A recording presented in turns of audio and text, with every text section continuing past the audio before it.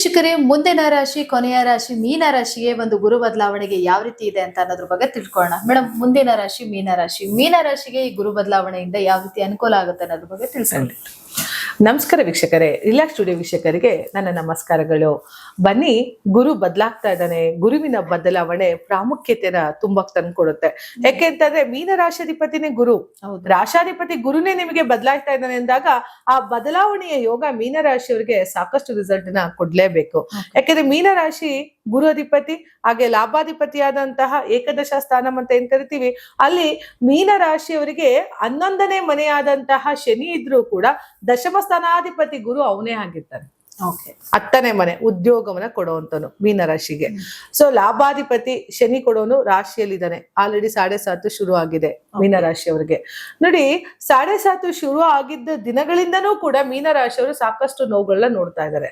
ಯಾಕೆಂದ್ರೆ ರಾಶಿ ಮೇಲೆ ಒಂದು ಶನಿ ಸಂಚಾರ ಹೆಂಗಾಗತ್ತೆ, ನಮ್ಮಲ್ಲಿರೋ ಒಂದು ಕಲ್ಮಶವನ್ನ ಕ್ಲೀನ್ ಮಾಡೋದಕ್ಕೆ ಕ್ಲೆನ್ಸ್ ಮಾಡ್ತಾನೆ ಅಂತ ಹೇಳ್ತೀನಿ.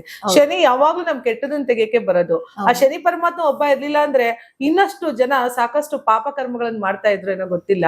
ಶನಿ ಒಬ್ಬನೇ ಕ್ಲೆನ್ಸ್ ಮಾಡೋಕೆ ಸಾಧ್ಯ ಆಗತ್ತೆ. ನಮ್ಮಲ್ಲಿರೋ ಕೊಳಕನ್ನ ತೆಗೆಯೋದಿಕ್ಕೆ, ನಮ್ಮಲ್ಲಿರೋ ನೆಗೆಟಿವ್ ನ ತೆಗೆಯೋದಿಕ್ಕೆ ಆ ಶನಿ ಮಹಾರಾಜ ಪ್ರತಿ ರಾಶಿಗಳ ಮೇಲೂ 7.5 ಶುರು ಮಾಡ್ತಾನೆ. ಕೊಡೋದು ಗೊತ್ತು, ಕಿತ್ಕೊಳ್ಳೋದು ಗೊತ್ತು, ಕೊಡೋದು ಗೊತ್ತು. ಶನೇಶ್ವರನ್ಗೆ ಕೊಡ್ಬೇಕು ಅವನು ಇನ್ನಷ್ಟು ಅನ್ನೋದಾದ್ರೆ ನಿಮ್ಮ ಪೂರ್ವ ಪುಣ್ಯ ಸ್ಥಾನವನ್ನ ಲೆಕ್ಕಾಚಾರ ಮಾಡ್ತಾನೆ, ಜೊತೆಗೆ ಈ ಜನ್ಮದ ಲೆಕ್ಕಾಚಾರವನ್ನು ಮಾಡ್ತಾನೆ. ನೋಡಿ, ಒಬ್ಬ ಹಣ ಬಂದಾಗ ಅವನಿಗೆ ತಾನು ನಡೆದು ಬಂದಂತಹ ದಾರಿ ಯಾರು ನಡೆಸ್ಕೊಳ್ತಾರಲ್ಲ, ಕಷ್ಟದ ದಿನಗಳಿಂದ ಒಬ್ಬ ಮನುಷ್ಯ ಏನ್ ಬಂದಿರ್ತಾನೋ, ಈಗ ನಾನು ಹುಟ್ಟುತ್ತಾನೆ ಚಿನ್ನ ಸ್ಪೂನ್ ಹುಟ್ಟಿರ್ತೀವಿ, ಬೆಳ್ಳಿ ಸ್ಪೂನ್ ಹಿಡಿದಿರ್ಬೋದು, ಆದ್ರೆ ನಿಮ್ ತಂದೆ ಅವ್ರು ಪರಿಶ್ರಮದಿಂದ ಬಂದಿರ್ತಾರಲ್ಲ, ಅದನ್ನ ನೋಡ್ಕೊಳ್ಳಿ.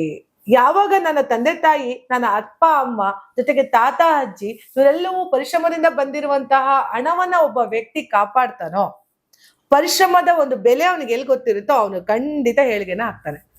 ಇದೇ ರೀತಿ ಮೀನರಾಶಿಯವರಿಗೆ ಗುರು 4ನೇ ಮನೆಯಿಂದ 5ನೇ ಮನೆಗೆ ಹೋಗ್ತಾ ಇದ್ದಾನೆ. ರಾಶಾಧಿಪತಿ ದಶಮ ಸ್ಥಾನಾಧಿಪತಿ ಪಂಚಮಕ್ಕೆ, ಅದು ಉಚ್ಚ ಸ್ಥಿತಿಯ ಕಟಕ ರಾಶಿಯ ಗುರು ಸಿಕ್ಕಾಪಟ್ಟ ರಿಸಲ್ಟ್ ಕೊಡ್ತಾರೆ. ಮೀನರಾಶಿಯವರಿಗೆ ಇಲ್ಲಿಯವರೆಗೂ ಇದ್ದಂತಹ ನೋವುಗಳು ಏನ್ ಪೇನ್ಫುಲ್, ಒಂಥರ ಈ ಪೇನ್ ಕಿಲ್ಲರ್ ಟ್ಯಾಬ್ಲೆಟ್ ತಗೊಳ್ಳೋ ತರ ಆಗಿತ್ತು ಅವ್ರಿಗೆ. ಅಷ್ಟು ಪೇನು. ಮೀನರಾಶಿಯವರಿಗೆ ಯಾವ್ದ್ರಲ್ಲಿ ಹೋದ್ರು ಸಕ್ಸಸ್ ಇಲ್ಲ, ಏನ್ ಮಾಡಿದ್ರು ಅಡೆತಡೆಗಳೇ. ಸಾಲದಿಂದ ಬೇಸತ್ತು ಹೋಗಿದಿರಿ. ಯಾವುದೇ ಒಂದು ಜೀವನದಲ್ಲೂ ಕಮಿಟ್ಮೆಂಟ್ಗಳು ಸಿಕ್ಕಾಬಟ್ಟ ಕೊಟ್ಬಿಟ್ಟಿದ್ದಾನೆ ಮೀನರಾಶಿಯವರಿಗೆ. ಏನೋ ಒಂದು ಕೆಲಸ ಆಗುತ್ತಪ್ಪ, ಇಲ್ಲೊಂದು ತೀರ್ಸೋಣ ಅಲ್ಲೊಂದು ತೀರ್ಸೋಣ ಅನ್ನಕ್ಕೆ ಎಲ್ಲಾ ಕಡೆ ಸುತ್ತಮುತ್ತ ಸಾಲಗಳನ್ನ ಮಾಡ್ಕೊಂಡಿದೀರಿ. ಜೊತೆಗೆ ದಿಢೀರ್ ಅಂತ ಹೇಳಿ ನಿಮ್ಮ ಒಂದು ವ್ಯವಹಾರಗಳಲ್ಲಿ ಸ್ತಬ್ಧರಾಗ್ಬಿಟ್ಟಿದ್ದೀರಿ. ಯಾಕಂದ್ರೆ ಕೆಲಸಗಳು ಆಗ್ತಾ ಇಲ್ಲ ಮೀನರಾಶಿಯವರಿಗೆ. ಯಾಕೆ ತಲೆ ಕೆಡ್ಸ್ಕೊಳ್ತೀರಾ? ಇದೇ ಜೂನ್ 2ನೇ ತಾರೀಕು ಮೀನರಾಶಿಯವರಿಗೆ ಉಚ್ಚ ಸ್ಥಾನದಲ್ಲಿ ಕಟಕ ರಾಶಿ ಬಂದು ಕುಳಿತುಕೊಳ್ತಾ ಇರೋದ್ರಿಂದ ಪೂರ್ವ ಪುಣ್ಯ ಸ್ಥಾನದಲ್ಲಿ ಗುರು ಮತ್ತೆ ಶುಕ್ರ ಇಬ್ರು ಸಮಾಗಮ ಆಗ್ತಾ ಇದಾರೆ. ಚತುರ್ಥಾಧಿಪತಿ ಶುಕ್ರ ಕೂಡ ಅಲ್ಲಿಗೆ ಹೋಗ್ತಾ ಇದ್ದಾನೆ. ಸಿಕ್ಕಾಬಟ್ಟ ಒಳ್ಳೆ ರಿಸಲ್ಟ್ ನ ಕೊಡ್ತಾನೆ. ಅನ್ಎಕ್ಸ್ಪೆಕ್ಟೆಡ್ ದುಡ್ಡನ್ನ ನಿಮ್ಗೆ ತಂದ್ಕೊಡ್ತಾನೆ ಮೀನರಾಶಿಯವರಿಗೆ. ಯಾಕೆಂದ್ರೆ 5ನೇ ಮನೆಯಲ್ಲಿ ಗುರು ಶುಕ್ರರ ಸಮಾಗಮ ಖಂಡಿತ ಒಳ್ಳೆ ರಿಸಲ್ಟ್ ಕೊಡ್ತಾನೆ. ಇಷ್ಟು ದಿನಗಳು ಇದ್ದಂತಹ ನೋವುಗಳು ಅವೆಲ್ಲವೂ ಕೂಡ ನಲಿವಾಗಿ ಪರಿಣಮಿಸುತ್ತೆ. ಕಷ್ಟದ ಕತ್ತಲೆಯಿಂದ ಬೆಳಕಿಗೆ ಬರ್ತಾ ಇದ್ದೀರಿ, ಕಷ್ಟದಿಂದ ಸುಖಕ್ಕೆ ಬರ್ತಾ ಇದ್ದೀರಾ. ಆದಷ್ಟು ಖುಷಿಯಿಂದ ಇರಿ, ತಲೆ ಕೆಡ್ಸ್ಕೊಬೇಡಿ. ಗುರು ಸಾಕಷ್ಟು ತಂದ್ಕೊಡ್ತಾನೆ. ಹೆಂಗೆ ಅಂತ ಅಂದ್ರೆ ಮಿರಾಕಲ್ ಲೈಫ್ ನ ಕೊಡ್ತಾ ಹೋಗ್ತಾನೆ ಮೀನರಾಶಿಯವರಿಗೆ. ಅವ್ರು ಅಂದುಕೊಂಡಿದ್ದಕ್ಕಿಂತ ಹೆಚ್ಚಾಗಿ ಸಂಪಾದನೆ ಮಾಡುವಂಥದ್ದು, ಅಥವಾ ಕೆಲವರು ಅನ್ಎಕ್ಸ್ಪೆಕ್ಟೆಡ್ ಆಗಿ ಕೆಲವರು ದುಡ್ಡು ಬಂದ್ಬಿಡುತ್ತೆ, ಕೋಟಿಗಟ್ಲೆ ಅಂದ್ಕೊಳ್ಳಿ. ಆ ರೀತಿ ಎಲ್ಲ ಮಿರಾಕಲ್ ಆಗುವಂಥದ್ದು. ಸೊ ಮಿರಾಕಲ್ ನಡೆಯುತ್ತೆ, ಅದ್ಭುತಗಳೇ ನಡೆಯುತ್ತೆ ನಿಮ್ಮ ಒಂದು ಮೀನರಾಶಿಯವರಿಗೆ. ಸ್ವಲ್ಪ ವೆಯ್ಟ್ ಮಾಡಿ. ಜೂನ್ 2ನೇ ತಾರೀಕಲ್ಲಿ ನಂತರದ ದಿನಗಳಲ್ಲಿ ನಮ್ಮ ಲೈಫ್ ಬಂಗಾರ ಇದ್ದಂಗೆ. ನೋಡಿ, ನಿಮ್ ಬಾಳು ಬಂಗಾರ ಆಗ್ಲಿ ಅಂತ ಯಾಕೆ ಹೇಳ್ತಾರೆ ಹೇಳಿ? ಬಂಗಾರಕ್ಕೆ ಅಷ್ಟು ಬೆಲೆ ಇದೆ ಅಲ್ವಾ? ಒಂದು ಗ್ರಾಮು, ಇವಾಗ ಒಂದು ಚಿನ್ನ ತಾಲಿ ಕೂಡ ಒಂದು ಯಾಕೆ ಚಿನ್ನದಲ್ಲೇ ಮಾಡಿಸ್ಕೊಂಡು ಅಂತ ಹೇಳ್ತಾರೆ ಅಂದ್ರೆ ಬಂಗಾರಕ್ಕೆ ಆ ಬೆಲೆ ಇದೆ. ಆ ಬಂಗಾರಕ್ಕಷ್ಟು ಒತ್ತಿರೋದ್ರಿಂದ ನಿಮ್ಮ ಲೈಫ್ ಕೂಡ ಬಾಳು ಬಂಗಾರ ಆಗತ್ತೆ. ವೆಯ್ಟ್ ಮಾಡಿ. ಎಲ್ಲಿ ಅವಮಾನಗಳು ಮಾಡಿದಾರೋ, ಯಾರು ಅಪಮಾನಗಳನ್ನು ಮಾಡಿದಾರೋ ಅಂತವ್ರೆ ನಿಮ್ಗೆ ಸನ್ಮಾನ ಮಾಡುವಂತ ಟೈಮು. ಯಾಕೆ ನಿಮ್ಗೆ ರಾಶಿ ಮೇಲೆ ಶನಿ ಬಂದಿಯಾನೆ ಗೊತ್ತಾ?